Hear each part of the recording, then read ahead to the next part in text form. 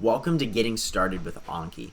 I've made this handout with all these links in it so you can follow along and get your Anki all set up and ready to use. I've also included these links to the Anking. The Anking is this YouTuber and the maker of the Anking deck that everyone uses. And we'll talk more about that later. But check out his videos. Here's the link to his main channel.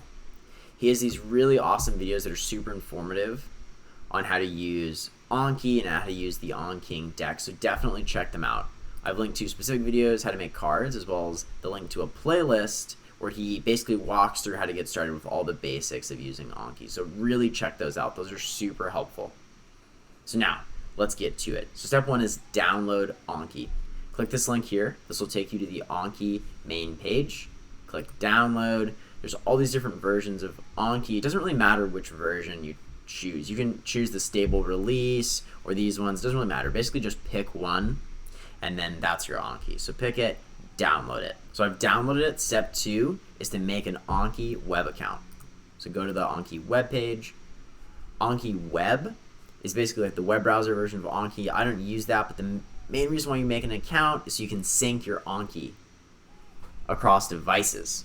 People will often get the app. I have the app. It's super awesome. I use it on my iPad and my iPhone. It does cost money, but it's super cool. And you're going to want to have an account so that way you can sync everything and it's not all just on one device. So click sign up, put in your information so you have your Anki account, and then you'll be all set for following steps. So step three, go to Anki, open it, and sign in. Okay, so I've opened my Anki.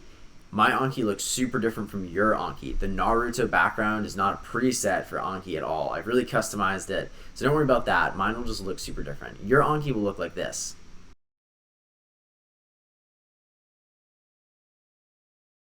So now, back to my Anki. We're going to go up to sync. So you're going to go up here and click sync. In my case, it just syncs my Anki to all my devices. But in your case, when you click it, it'll prompt you to sign in. So you're going to sign in with your Anki account, so now you're all set. Step four is add-ons. These aren't required, but I think they make Anki a lot easier to use, so you should definitely download these two add-ons. So I'm going to click the links, and we're going to download them.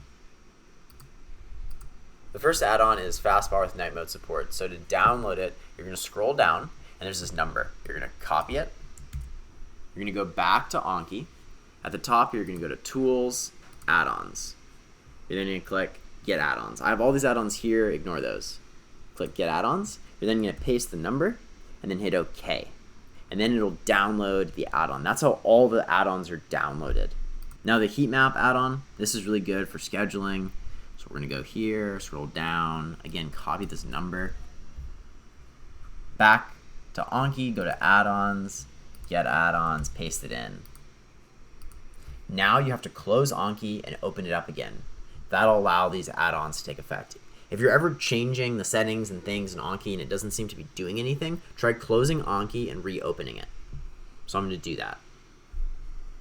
At this point, your Anki will maybe look a little bit more similar to mine. You probably won't have a heat map yet because you don't have any decks. But if you go to Browse, I'll now have this top bar up here, which will be important for the following steps. Step 5. Download your first deck. So go to this link to download this example deck that I created. I also created a video on how I made this deck, so check that out to get an idea of how to make cards. So we're going to download this. Back to Anki, I'm going to go up here where it says File. I click Import. Click New Deck Number 1. You're going to click Open. This window pops up. Just hit Close. This deck will now be here, so we see it here, New Deck Number 1, and this is New 7. Which brings us to step number 6, suspend and unsuspend.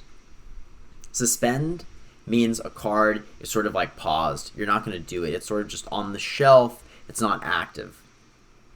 Unsuspended means the card is active, and you will be prompted to do it to review this card.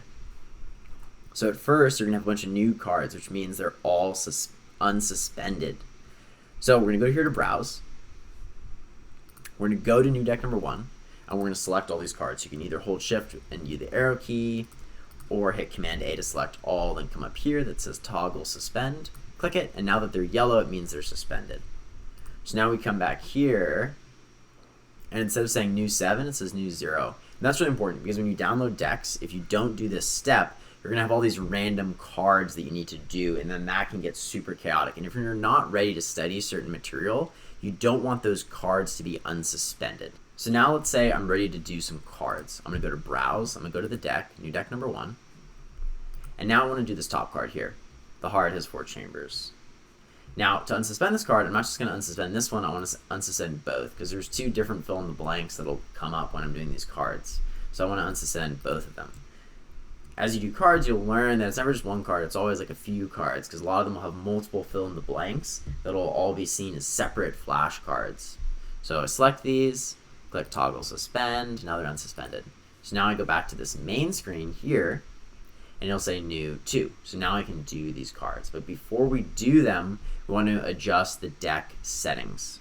So you're going to go over here, click the gear icon. In my case, it's the village and in the leaf symbol. So I click it, click options, and then all these options will come up.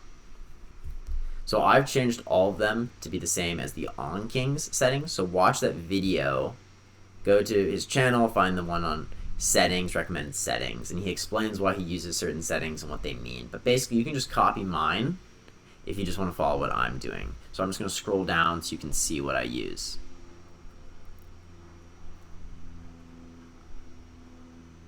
An important one though is the daily limit. You want to change this to be a high number so that way when you unsuspend cards, you're able to do all of them.